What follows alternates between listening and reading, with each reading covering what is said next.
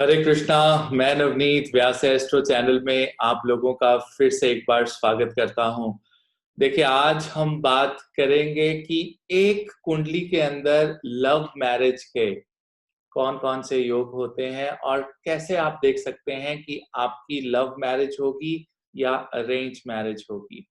देखिए, आजकल जो चलन है वो लव मैरिजेस का है, क्योंकि पेरेंट्स को बच्चे आजकल सीधा-सीधा बोल देते हैं कि पापा या मम्मा, आपको ज़िंदगी नहीं बितानी है, हमें ज़िंदगी बितानी है किसी के साथ, तो हमें अपने ज़िंदगी का ये जो सबसे बड़ा फैसला है, उसे खुद करने दीजिए।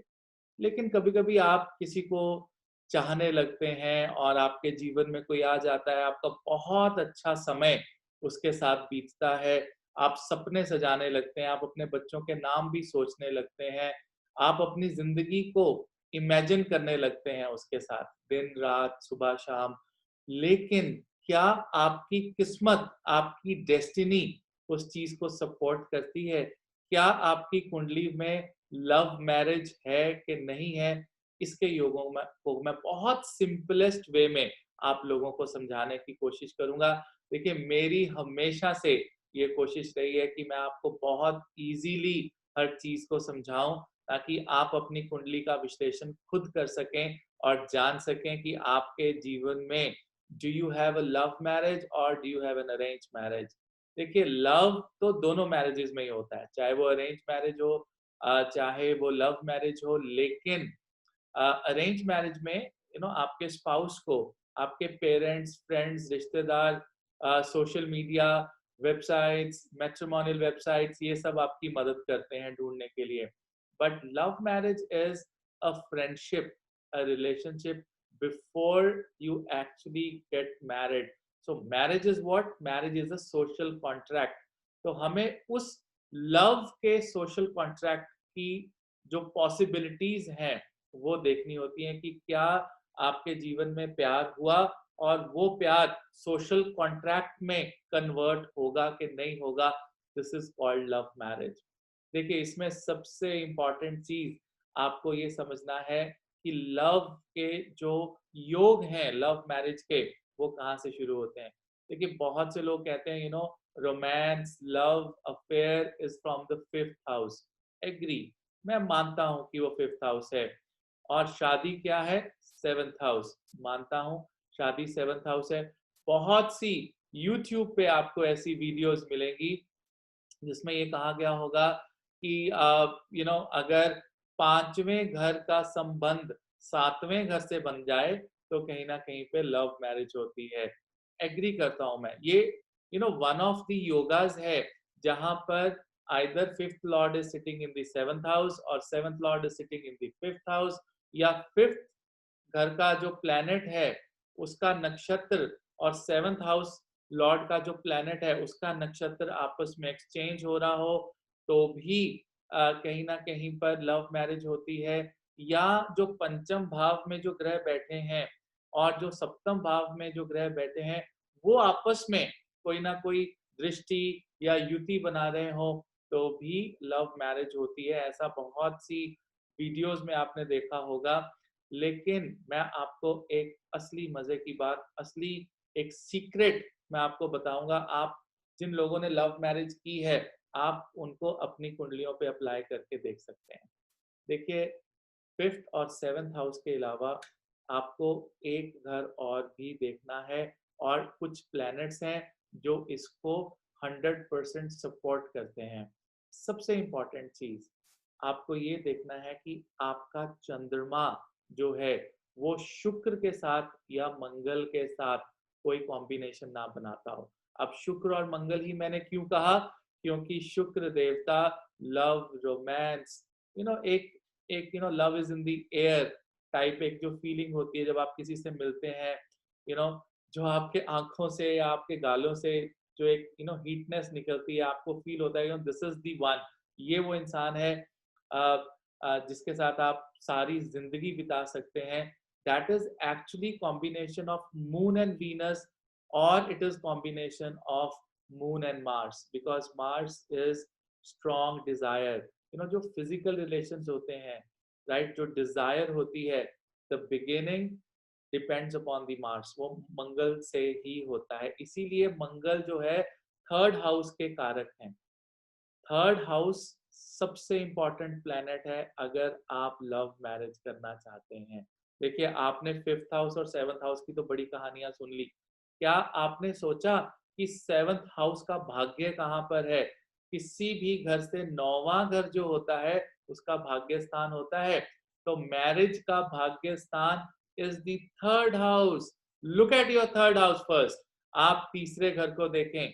क्या आपका सेवंथ हाउस का लॉर्ड या सप्तम भाव में जो कोई ग्रह बैठा है, क्या वो तीसरे घर के साथ कोई संबंध बनाता है? चाहे राशि परिवर्तन का संबंध हो, चाहे युति हो, चाहे दृष्टि हो, चाहे कहीं ना कहीं पर नक्षत्र, जिस जो जो सप्तम और तीसरे भाव के घर के स्वामी हैं, क्या उनका कोई नक्षत्र एक्सचेंज हो रहा है, तो भी आपकी लव मैरिज होगी 100%।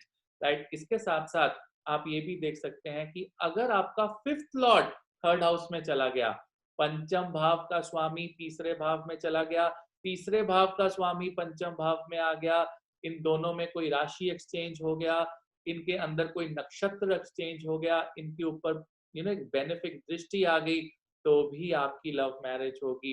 It is not just fifth and seventh house, it is also. अच्छा, एक चीज मैं आपको और बता दूं कि अगर पंचम भाव का स्वामी तीसरे भाव में गया और चंद्रमा की दृष्टि उसके ऊपर पड़ जाए, आई रिपीट, अगर फिफ्थ हाउस का लॉर्ड थर्ड हाउस में चला जाए और चंद्रमा की उसके ऊपर दृष्टि पड़ जाए, तो भी आपकी लव मैरिज 100% गारंटीड आपकी लव मैरिज होगी।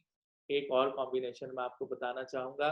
अगर शुक्र और राहु इकट्ठे हों, अगर आपकी कुंडली में कहीं ना कहीं पर शुक्र के ऊपर राहु की दृष्टि हो, राइट, या फिर शुक्र और राहु एक साथ बैठे हों किसी भी घर में, चाहे वो 10 डिग्री 15 डिग्री अपार्ट भी हो, तो भी देर आर स्ट्रॉन्ग चांसेस कि आपकी लव मैरिज होगी। अब बहुत से लोग कहते हैं शुक्र मंगल इकट्ठे होते हैं तो लव मैरिज होती है, because that is romance and that is desire. But romance की डिजायर जो है, it leads to physical relations.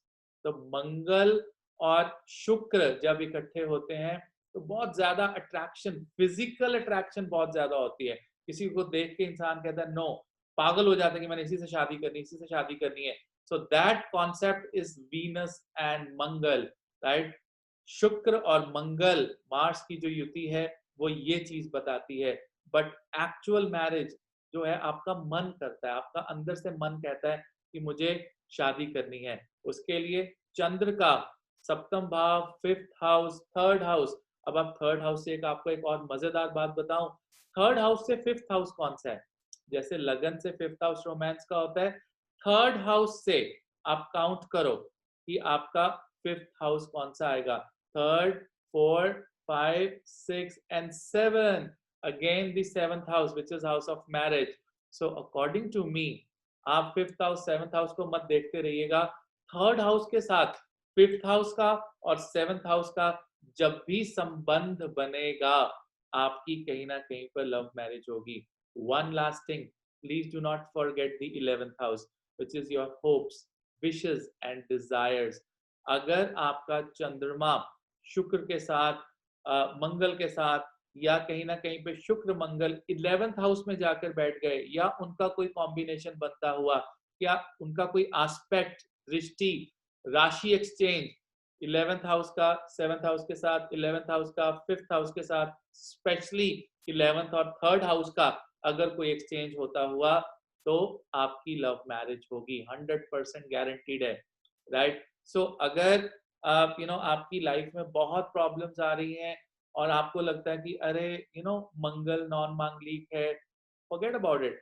आपका मंगल नॉन मांगलिक में नहीं भी कुंडली मिल रही है, लेकिन अगर आपकी कंपैटिबिलिटी ओके है और कहीं ना कहीं पर लव मैरिजेस के दोनों कुंडलियों में स्ट्रॉन्ग योग है, तो आपकी मैरिज कोई नहीं रोक सकता है।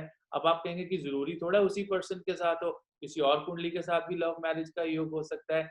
लेकिन इसको भी जेमिनी का एक सूत्र है जिसको हम दारा कारक कहते हैं, planet with the lowest degree.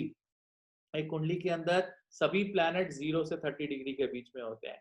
अगर कोई प्लैनेट लोएस्ट डिग्री का है, वो दारा कारक है, वो आपका स्पाउस है। सिंपल। आप एक कुंडली से दारा कारक आइडेंटिफाई करें और दूसरी कुंडली से भी दारा कारक आइडेंटिफाई कर लें।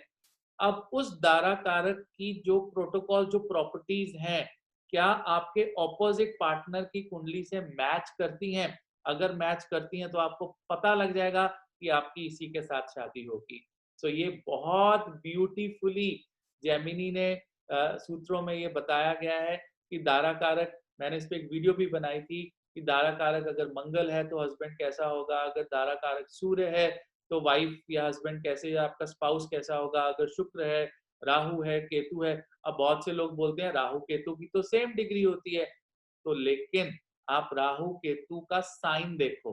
देखो राहु केतु की डिग्री सेम होती है, अब दोनों में से आपको देखना है कि दारा कारक कौन सा है ना? तो उसके लिए आप साइन देखो, लुक एट देयर साइन। जिस साइन में एक राहु एक पर्टिकुलर साइन में होगा, केतु एक पर्टिकुलर साइन में होगा, उस साइन का जो स्वामी है, मान लीजिए राहु आपका जो है 1 नंबर में और केतु 7 नंबर में है।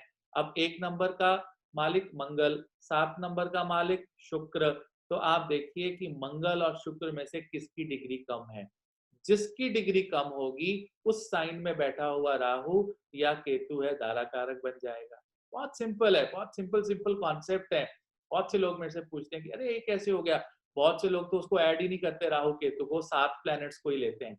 लेकिन हमारे गुरुओं ने हमें बताया थोड़ा और रिसर्च करो, थोड़ा और डेवलप करो। बड़ी कुंडलियों में आपको दिखेगा कि राहु भी दारा कारक है, इवन सॉफ्टवेयर भी 2-2 दारा कारक दिखा रहे होंगे।